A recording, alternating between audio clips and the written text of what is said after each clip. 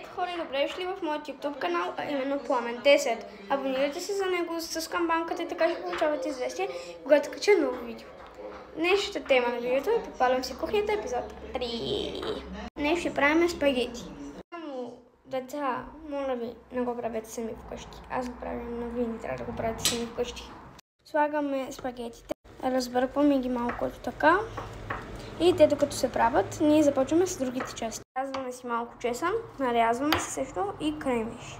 Като за целта ще ви трябва кетчуп, сос за спагетите, кремвиш, чесън малко и самите спагети. Изпържваме си с ветем, само олио. Забравих за спагетите водата, трябва да е максимум половин или повече от половин. Вода, гореща. Да не е чак толкова много. Ни трябва и такава бъркалка за соса, когато почваме да го правим. Сипваме си чесъна и кремвиша в тигана с олиото. И почваме да бъркаме първо чесъна. Сега слагаме и кремвиша. Става така и почваме да бъркаме това. Сега слагаме и това. Почваме да бъркаме и става червено почти. Бъркаме си. И бъркаме. Слагаме си на малко вода. Гореща. И бъркаме. Малко сол. И пак бъркаме. Слагаме още вода. И пак бъркаме. Пишете долу в коментарите колко пъти съм казала бъркаме. Имаме си една тепсия. Слагаме си спагетите в тепсията.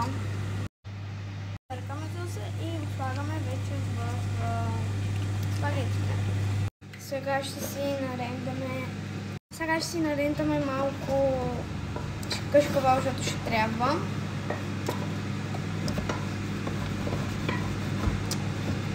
Да.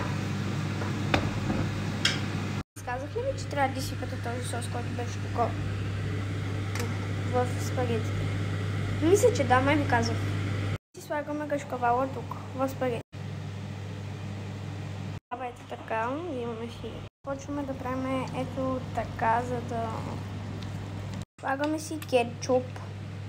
И вече се слагаме в чинийката. И нашите спагети са готови. Чао! Добре да ви кажа, ако искате може да си сложите още кетчуп в чинията. Чао вече!